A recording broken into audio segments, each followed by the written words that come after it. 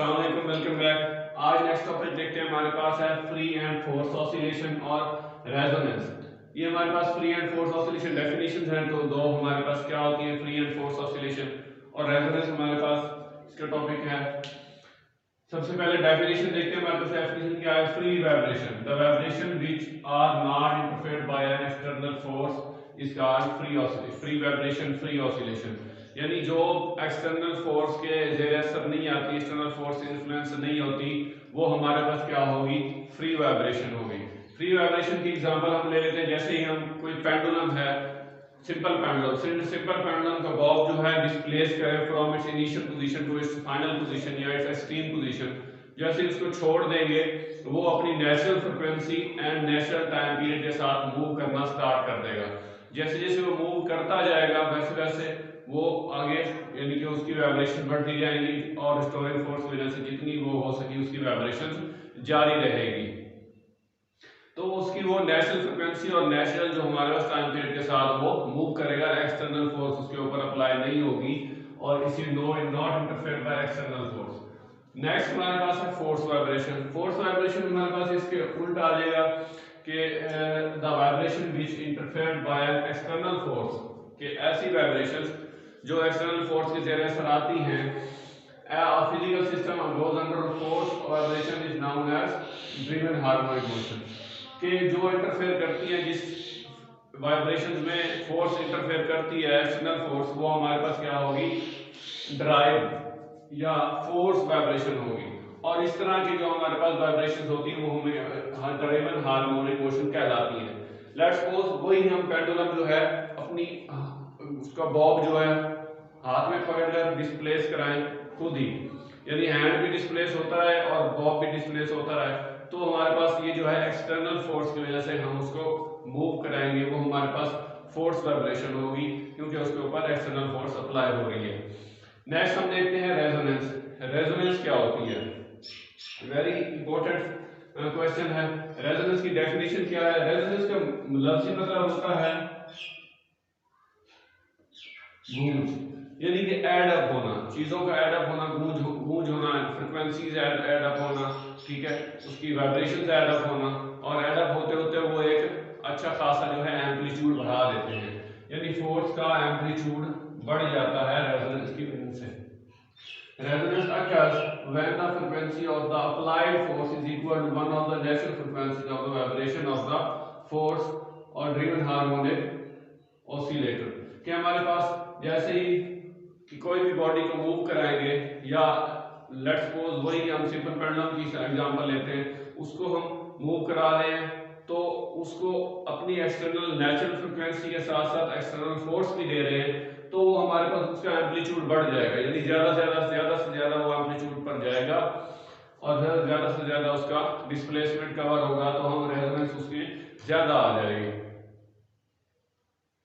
The increase in the applied amplitude of a vibrating body under the periodic force whose period is equal to the natural period of the vibrating body is called resonance।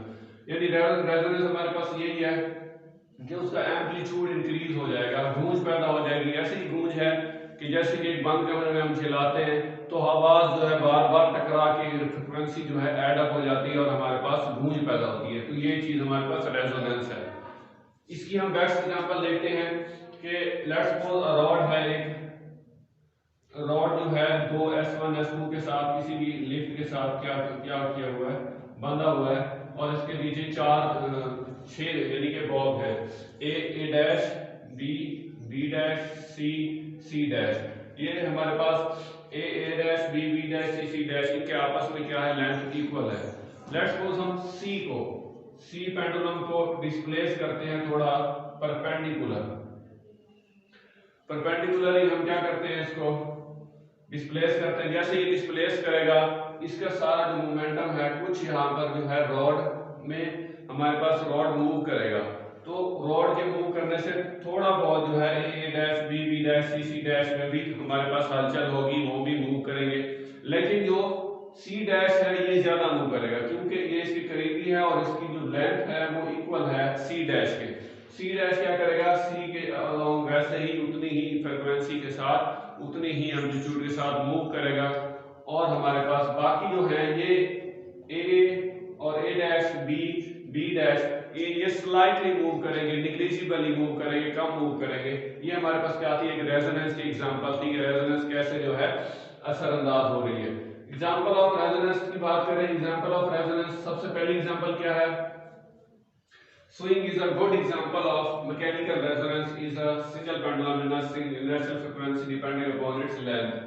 کہ ہمارے پاس کوئی بھی اگر ہم pendulum کو move کراتے ہیں، جیسے ہی موو کرائیں گے ہم جو فورس دے رہے ہیں اور اس کی نیچرل فریکوینسی یعنی کہ لینتھ کی وجہ سے اور ویٹ کی وجہ سے وہ زیادہ موو کر رہا ہے، تو ایڈ اپ ہو کے وہ ہمارے پاس کیا کرے گا؟ میکینیکل ریزوننس کریٹ کرے گا. یہ ہمارے پاس پہلی ایگزامپل ہو گئی. دوسری ایگزامپل کیا ہے ہمارے پاس؟ Soldiers are ordered to break their steps while crossing the bridge to avoid resonance.